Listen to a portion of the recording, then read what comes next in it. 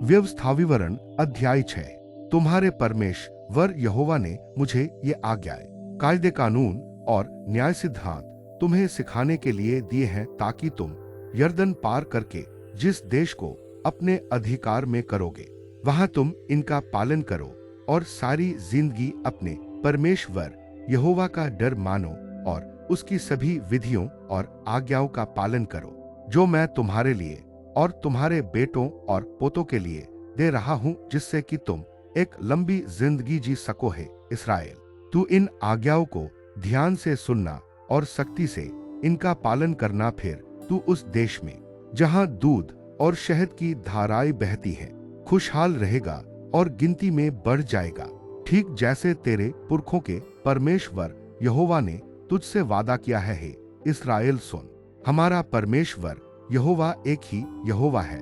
तू अपने परमेश्वर यहोवा से पूरे दिल, पूरी जान और पूरी ताकत से प्यार करना। आज मैं तुझे जो आज्ञाएं दे रहा हूँ, वे तेरे दिल में बनी रहें और तू इन्हें अपने बेटों के मन में बिठाना और अपने घर में बैठे, सड़क पर चलते, लेटते, उठते इनके बारे में उनसे चर्चा करना। तू इन आज्ञाओं को यादगार के लिए अपने हाथ पर बांध लेना और माथे की पट्टी की तरह सिर पर लगाए रखना। तू इन्हें अपने घर के दरवाजे के दोनों बाजुओं पर और शहर के फाटकों पर लिखना, जब तुम्हारा परमेश्वर यहोवा तुम्हें उस देश में ले जाएगा जिसे देने के बारे में उसने तुम्हारे पुरखों से अब्राहम, इसहाक और याकूब से शपथ खाई थी। तो वह तुम्हें वहां बड़े बड़े खूबसूरत शहर देगा जिन्हें तुमने नहीं बनाया, और ऐसे घर देगा जो हर तरह की बढ़िया चीजों से भरे होंगे, जिनके लिए तुमने कोई मेहनत नहीं की। जमीन में खुदे हुए हौद देगा जिन्हें तुमने नहीं खोदा, अंगूरों के बाग और जैतून के पेड़ देगा जिन्हें तुमने नहीं लगाया।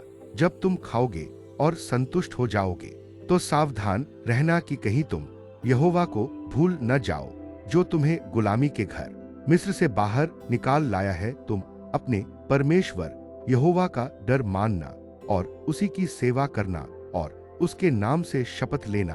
तुम दूसरे देवताओं के पीछे न जाना, अपने आसपास की जातियों के किसी भी देवता के पीछे न जाना, क्योंकि तुम्हारा परमेश्वर यहोवा, जो तुम्हारे बीच मौजूद है, मांग करता है कि सिर्फ उसी की भक्ति की जाए।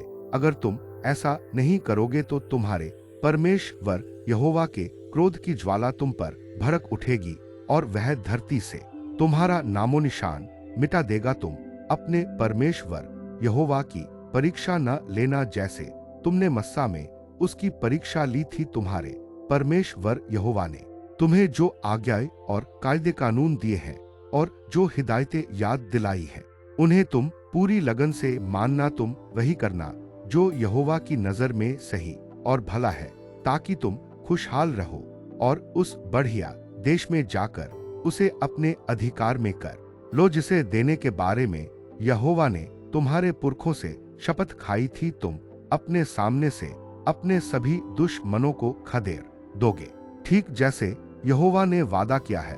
भविष्य में जब तुम्हारे बेटे तुमसे पूछेंगे, हमारे परमेश्वर यहोवा ने तुम्हें ये कायदे कानून और न्याय सिद्धांत और याद दिलाने के लिए हिदायतें क्यों दी हैं, तो तुम उनसे कहना, हम मिस्र में फिरौन के गुलाम थे, मगर यहोवा अपने शक्तिशाली हाथ से हमें मिस्र से निकाल लाया। यहोवा ने हमारी आंखों के सामने मिस्र में बड़े बड़े चिन्ह और चमत्कार किए, जिससे पूरा मिस्र और फिरौन और उसका पूरा घराना तबाह हो गया। फिर वह हमें वहां से निकालकर यहाँ ले आया, ताकि हमें यह देश दे जिसके बारे में उसने हमारे पुरखों से शपथ खाई थी। फिर यहोवा ने हमें आज्ञा दी कि हम इन सभी कायदे कानूनों का पालन करें और अपने परमेश्वर यहोवा का डर माने, जिससे हमेशा हमारा भला हो और हम जीते रहें, जैसे कि आज हम जीवित हैं। अगर हम अपने परमेश्वर यहोवा की आज्ञा के मुताबिक इन सारे नियमों को सख्ती से मानेंगे, तो हम उसकी नजर में नेक ठहरेंगे